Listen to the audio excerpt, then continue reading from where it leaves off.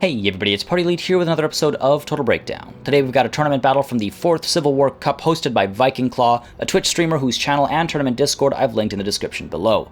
The tournament is a Swiss-style tourney, and this particular matchup is between the Dark Elves of Blue Horror, aka Migza, and the Bretonnians of Tlachtlan Soothsayer. We begin, of course, with talk of composition and deployment, and as you can see, some pretty large cavalry contingents on both sides of the field. Let's begin with the Dark Elves being led by Malekith over here atop his Cold One, and up front, these Dark Riders with the repeater crossbows already pulling back into safety behind this beautiful Delta formation over here. We've got 5 units of Dread Spears, silver shields on them, of course, as well as the anti-large capabilities, while right behind them on either flank we have these Doomfire Warlocks, physically resistant, and they also bring magical damage and poison damage, as well as, of course, Soul Blight and Doom Bolts. Then we've got these 3 units of Cold One Knights. They are anti-large and armor-piercing, but they are prone to rampage, and that can be quite troublesome. While in the center here, we've got this Reaper Bolt Thrower already firing away, and this unit of Cold One Chariots that is armor-piercing from range and armor-piercing and anti-infantry in melee.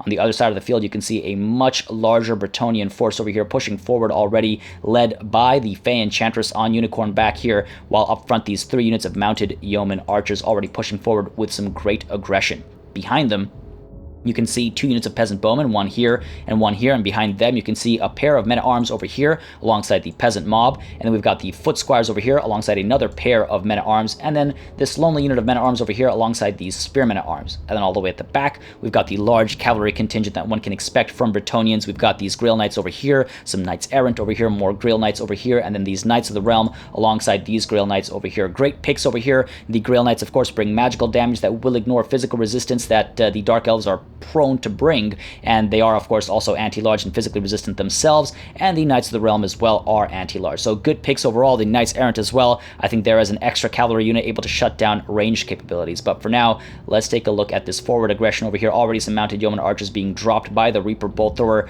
Let's see how this all breaks down. Of course, the Reaper Bolt Thrower is trying to shut down the mounted yeoman archers. They are a very threatening unit because they can very easily circumvent shields. They can just ride right around those Dread Spears and fire into their backs, and you can see these shots kind of flubbing, hitting the hills over here, but another shot coming in from the Reaper Bolt Thrower, and a great shot over here right into the chest of this poor, unfortunate Bretonnian peasant. He's not going home to family or farm as he topples over and eats some dirt, quite literally eating some dirt over here. But you can see the mounted yeoman archers resilient in their aggression over here, pushing forward and pushing off to the side over here as well, hoping to get some good surrounds. Again, they're able to circumvent the shields, silver, bronze, whatever they might be, and get some damage in. So great calls over here, pushing forward with some early aggression. These mounted yeoman archers as well, kind of baiting these Dark Riders out, maybe hoping to shut them down, because, of course, if they want to shut any range capabilities down, that's always a good idea as well. And the Reaper Bolt Thrower continues to fire away at these mounted yeoman archers as well, causing a fair bit of damage to health and to morale, as you can see, while the Dread Spears here push out a little bit, maybe trying to intercept some of these mounted yeoman archers who are quite cleverly firing away at these Cold One Knights. Their bronze shields, of course,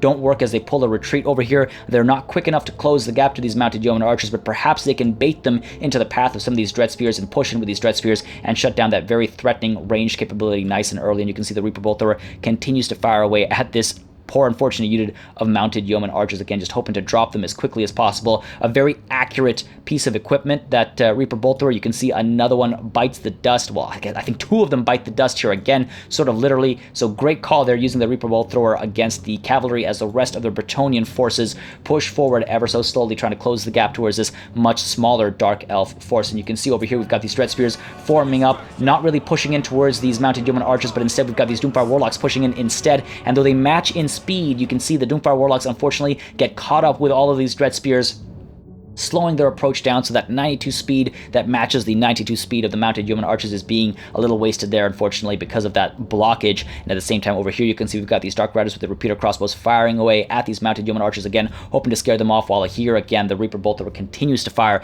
at the mounted yeoman archers. Again, they have been very quickly whittled down, already 10 of them dead, and the morale is extremely low as well. So beautiful work there. You can see the mounted yeoman archers here pulling back away from those Dark Riders with the repeater crossbows, again just trying to buy some time, buy some angles as well, and the Doomfire Warlocks as well pulling back into safety, not really willing to give chase, of course, because the gap had gotten far too large. While over here we've got these Doomfire Warlocks pushing in towards these men-at-arms, seeing this gap over here, seeing this opportunity, trying to get some damage in.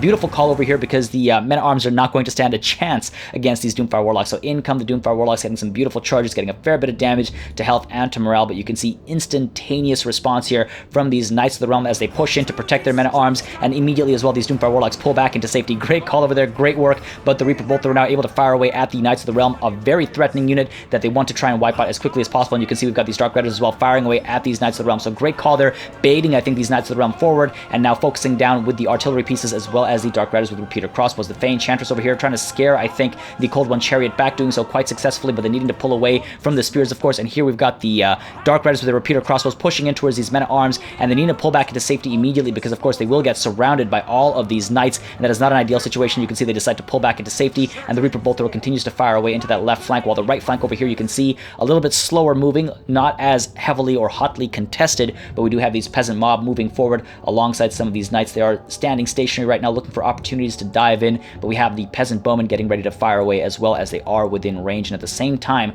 we also have the Doomfire Warlocks over here seeing another opportunity, but a bit of a risk being taken over here as they push in towards these men-at-arms. They're going to get a decent charge, of course, but this time around we do have these Grail Knights right there, and take a look at the health drop on these Doomfire Warlocks over here. The Grail Knights, again, they have magical damage output, and that will completely negate the physical resistance that the Doomfire Warlocks bring to the field. So take a look at their health as it drops down extremely quickly. We got a Gaze of Malice here at the same time from Malekith, dropping these Peasant Bowmen, but take a look at that. Within a handful of seconds, these Doomfire Warlocks are already down at 50% health. We have these Cold One Knights driving in, but we also have these Knights of the Realm pushing in for a rear charge alongside these Dread Spears coming in for some support for the Dark Elves, and that Doom Bolt comes down from these Doomfire Warlocks, doing a fair bit of damage to those Grail Knights. Again, a good call, because the Grail Knights are also physically resistant, but of course the Doom Bolt ignores that physical resistance. So great call over there, as we do get these anti-large Cold One Knights and these anti-large Dread Spears diving in as well, but unfortunately the Knights of the Realm able to get some rear charges in of their own. Meanwhile, on the right flank over here, you can see we do have these Cold One Knights driving in towards the men-at-arms over here, trying to support these Dread Spears, hoping to eliminate that melee engagement as quickly as possible. While down here as well, you can see these Doomfire Warlocks seeing an opportunity to dive into the Peasant Mob. I think the Peasant Mob was left to its own devices a little bit, as the left flank had a lot of micromanagement going on,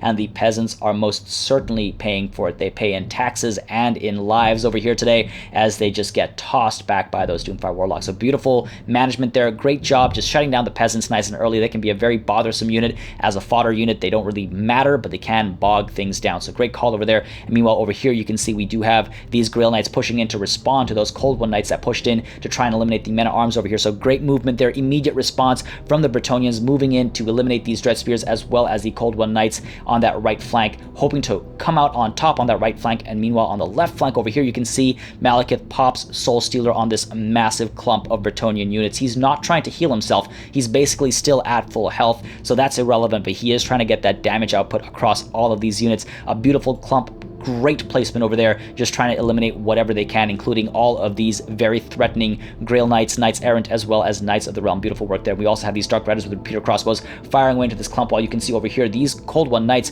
very quick to give up. As soon as those Grail Knights dove in with their anti-large capabilities and their physical resistance, the Cold One Knights basically, well, had the work cut out for them. The Dread Spears here, though, are able to respond. They're standing right there, but you can see the Doomfire Warlocks here pulling back into safety as these Mounted Yeoman Archers push in and hope to cause some damage, I think. But you can see over here we've got some massive routes going on for the Bretonnians, as we also get Soul Blight in the area. That is giving the Cold One Knights a great advantage. It's giving these Dread Spears a great advantage as well. You can see these men-at-arms are falling apart. They're not willing to fight anymore. We've got some routes kicking in. These Knights Errant pulling back into safety. The Grail Knights as well thinking better of the situation, pulling back into safety. Of course, not a bad call whatsoever. While over here you can see we've got the Peasant Bowmen firing away into this clump, and so the Dread Spears here closing the gap, trying to eliminate the Peasant Bowmen, scare them off so they're not able to provide that range support. Great call. Range support can cause morale and physical damage, and it needs to be shut down as quickly as possible. While back on this left flank, you can see these men-at-arms are trying to hold the line for as long as possible, but they're not going to want to stick around and fight. They are dying off, and we have these Doomfire Warlocks as well pushing in with some great aggression, trying to eliminate these Foot Squires in the center over here. While back here you can see we've got a wide opening, allowing these cavalry units to push right into the Reaper Bolt Thrower, while over here we've got the Doomfire Warlocks as well as these Cold One Knights pushing into these Spearmen at Arms. Unfortunately for the Bretonnians, these Spearmen are not braced. They're not ready for that impact, so they get tossed back and they eat a lot of damage, dropping their health very quickly over here. But of course, these Knights cannot stay there in that prolonged engagement, because we have these Knights of the Realm pushing in from the Bretonnians, and again, the Knights of the Realm are anti-large. They will make very quick work of the Cold One Knights and the Doomfire Warlocks. While back here you can see we've got the Mounted Yeoman Archers and these Grail Knights pushing in for some rear charges into the Reaper Bolt Thrower. Great call over there, trying to shut down the Reaper Bolt Thrower and get rid of that artillery support, while over here you can see we have the Cold One Chariot pushing into melee, trying to shut down these men-at-arms in the center. Meanwhile, the Foot Squires have been made to completely shatter, while this left flank, again, you can see is beginning to completely rout and give up on the fight as the men-at-arms put up their white flags. Now in comes murderous prowess, and that is going to help the Dark Elves significantly in all of their melee engagements. You can see these men-at-arms on the right flank over here giving up on the fight against these Dread Spears. You can see back over here these Dread Spears giving chase to these Peasant Bowmen, perhaps a little wastefully over here. They should have been pulled back to support against some of the other cavalry units that the Bretonnians have brought to the field, but at the same time, might as well finish the job off, right? Malekith over here having a field day against these men-at-arms. He does need to find a better target right now, though, as they are routing in these Dread Spears as well. I think needing to give chase to some of these Knights Errant, maybe shut down some of those cavalry units, but you can see we have these Reaper Bolt Throwers completely giving up on the fight, while in comes another great use of Gaze of Malice over here, trying to shut down these Spearmen at Arms, and you can see it does enough damage to get them to waver, and almost certainly gets them to rout as well with those Cold One Knights right upon them, and we also have these Knights giving up on the fight, these Knights of the Realm, and in the middle over here you can see another Soul Blight comes in, helping against these Grail Knights, helping against these Grail Knights as well, as these Dread Spears are poking and prodding away, trying to take advantage of the situation, but in comes Earthblood upgraded as well to try and keep these Grail Knights alive and fighting. The Reaper Bolt Thrower is about to get shut down, while over here we get another Doom Bolt dropping in on these Knights Errant, as well as these Grail Knights, again, physically resistant, those Grail Knights, so hoping to get a fair bit of damage done, but you can see these Cold One Knights not having the best of times. They are anti-large and armor-piercing, but they are also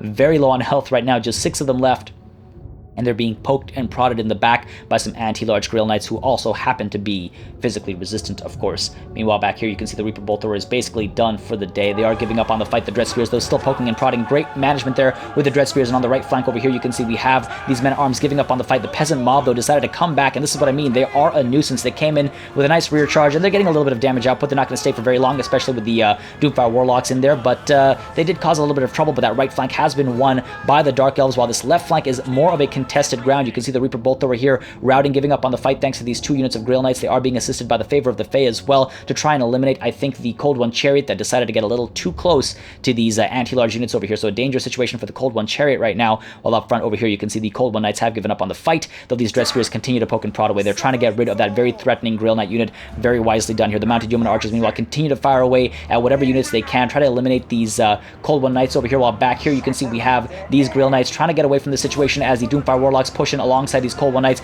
Favor of the Fae still active. Earthblood comes in as well. Favor of the Fae just drops off right then and there. The Doomfire Warlocks might have the advantage over here with the physical resistance. In comes some Dread Spears, as well as the Cold One Chariots, hoping to eliminate all 3 of these cavalry units if possible. You can see we've got the Cold One Chariot right there. We've got some Dark Riders with repeater crossbows as well, diving into melee, and at the same time we have another use of that Doom Bolt, hoping to get a great deal of damage in this massive clump. And at the same time, Malekith is also bringing in his Soul Stealer ability, so take a look at that. Great targeting there. Soul Stealer comes in, starting to cause some damage, helping Malekith get his health back as well, and this is going to cause some routing. As you can see, these Knights of the Realm are giving up on the fight right now. Morale is dropping on these Grail Knights, as well as these Grail Knights over here, and the Cold One Knights push in once more. The Doomfire Warlocks, unfortunately, routing, giving up on the fight, and we have these Grail Knights pushing in for a rear charge of their own. They do get intercepted by these Dark Riders with repeater crossbows there. Very nicely done, and these Dread Spears here now pushing back to this massive cavalry clump as well, while these Dread Spears, you can see, chasing after these Mounted Yeoman Archers, hoping, I think, that there's some disarray among the Bretonnians over here. They might be focusing on this right flank, and they might forget to pull back these Mounted Yeoman Archers, but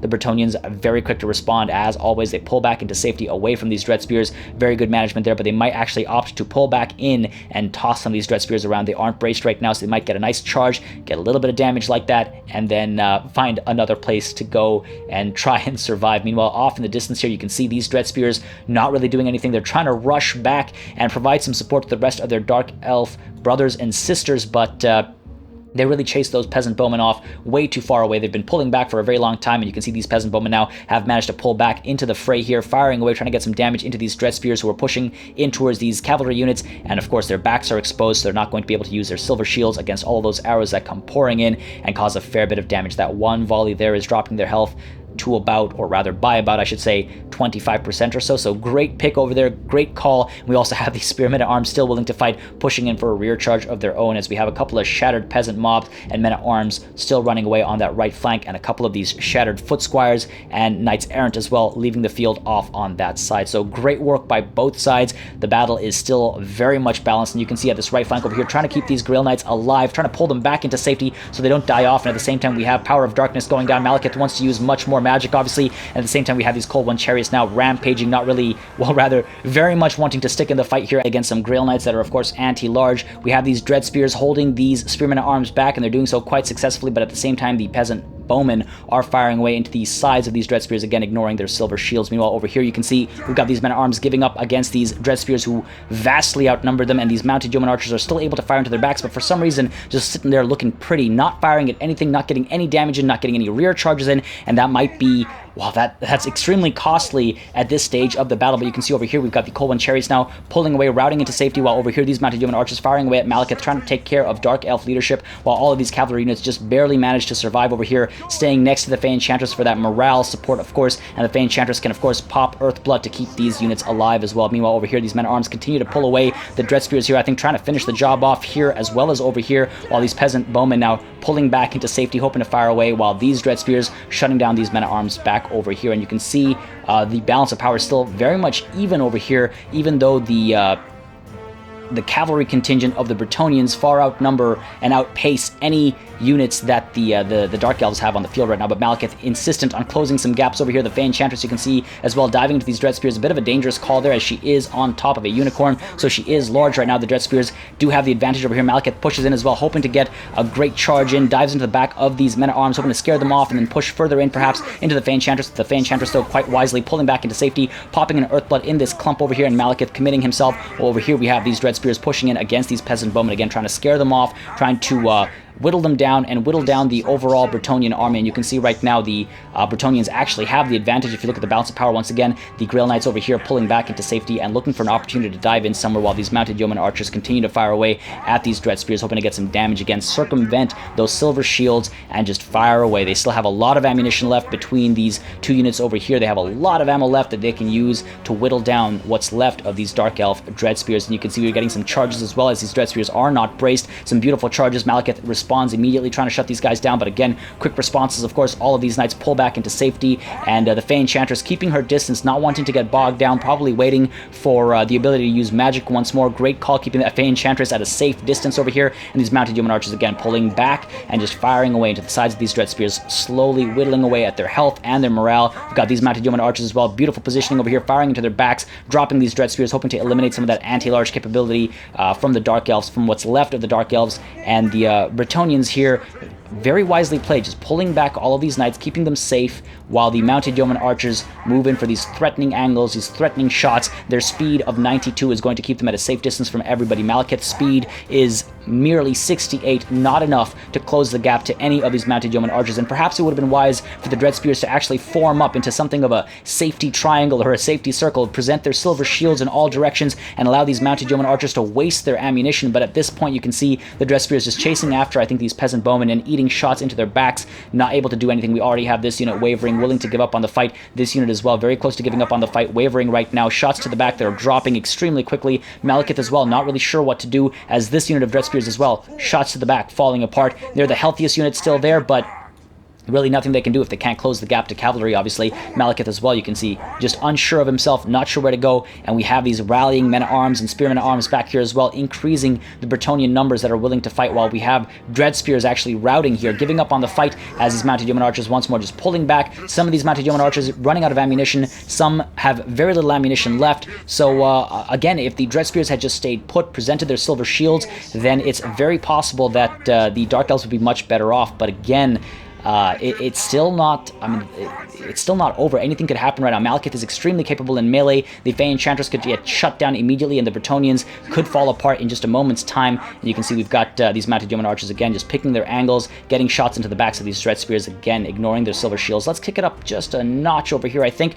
as we watch this kiting maneuvering going on over here. At the same time, we had the Fey Enchantress get everybody together for a nice cast of the Earthblood spell that will obviously keep them alive. Good calls over there, obviously, and the mounted yeoman archers, as you can see, slowly running out of ammunition, still firing away, trying to get rid of these Dread Spears, trying to drop them as quickly as possible, coming in from multiple angles. And here you go, once more we get an Earthblood over here, upgraded as well to try and keep these guys alive. Again, their replenishment levels have barely been used up, so great call, keeping these units clumped in together, keeping them alive and healthy, willing to fight Malekith and his two units of Dread Spears that are left here. And again, you can see a lot of mounted yeoman archers now, all of them without any ammunition, so they do have to push into melee. And you can see Malekith over here diving in towards these men-at-arms, getting caught shot down by these Spearmen at Arms, but the Spearmen at Arms ultimately get hit by these Dread Spears. We get some full-on engagements over here. The Dread Spears are not going to last a very long time, but again, Malekith is very capable. We have these Grail Knights diving in with the Favor of the Fate active, but we get the Gaze of Malice coming in from the back over here, just sacrificing these Dread Spears that are already willing to give up on the fight just in order to eliminate these Men-at-Arms. Beautifully done there. Great cast. The Men-at-Arms very quickly giving up on the fight over here, and Malekith now needs to dive into something or the other. Maybe the Fey Enchantress may be a good idea to shut down enemy leadership, but you can see the Fey Enchantress herself is actually diving into melee as well, and we have all of these knights just diving in on Malekith, and the Bretonnians have the advantage over here. Very much so. Malekith needs to get some magic done. In comes Soul Stealer. Great use of Soul Stealer over here. A massive clump to try and keep Malekith alive and also cause a great deal of damage. And take a look at these shatters. Take a look at these routes. And take a look at that balance of power as it reverses and goes back to being almost perfect balance over there. These Mounted Human Archers are about to give up as well. Perhaps they are wavering, but we have these knights diving in. And unfortunately, the Mounted Human Archers are able to get a charge in as well, getting their morale back. And the Fey Enchantress as well, diving in, getting some of her damage in. And Malekith, though he is coming out on top, he is fully surrounded and he is taking a fair bit of damage, but still we have some more routes coming in. As you can see, these Grail Knights giving up on the fight. The Fey Enchantress quite wisely pulling back, maybe pushing in for another charge in a moment's time. These Mounted Human Archers again wavering, very close to dying off, very close to giving up on the fight, but these Mounted Human Archers, as you can see, pushing in for a charge alongside these Grail Knights over here. Malekith being fully surrounded and sandwiched by those anti-large units. The Grail Knights are going to cause a lot of damage. In comes the Fey Enchantress as well. Malekith is in a trouble spot despite his physical resistance. Of course, it does nothing against all of this magical damage. We've got this Men-at-Arms diving in as well, and Malekith just trying his best to stay alive, to stay fighting. His morale is dropping, though. His health is dropping as well, both down to about 25%. In comes the Fey Enchantress once more with another charge in there. Beautiful cycle charging. The Grail Knights coming in as well from both sides. Malekith fully surrounded. He gives up and ultimately runs home to mommy and gives the Bretonnians a Pyrrhic victory, but a valiant defeat for the Dark Elves. Now another ridiculous finish this time, with Malekith almost getting the win for the Dark Elves all on his own. The Bretonnian army was nearly double in size compared to the Dark Elves, and they used those numbers to encircle and come from multiple directions right from the start, later resorting to simple shoot-and-scoot tactics to whittle down the Dark Elf forces. Some great early work by the Dark Elves was unfortunately negated by the inability to close down gaps once the cavalry was taken care of, and one has to wonder how different things may have been if the Dreadspears had formed something of a safety circle of their silver shields until the Mounted Yeoman Archers ran out of ammunition. After all, Malekith nearly had the entire Bretonnian army rout right at the death. A few extra spears would have made a huge difference. As always, make sure you subscribe to this channel for more Total War content and keep sending in those battle replays. I do think it's one of the best ways to learn, and it's always nice to highlight such amazing battles from the community. I'd also like to thank all of my patrons for supporting the channel on a month-to-month basis, keeping it alive and running smoothly, and a massive thanks to all of you for watching. I'll see you on the battlefield.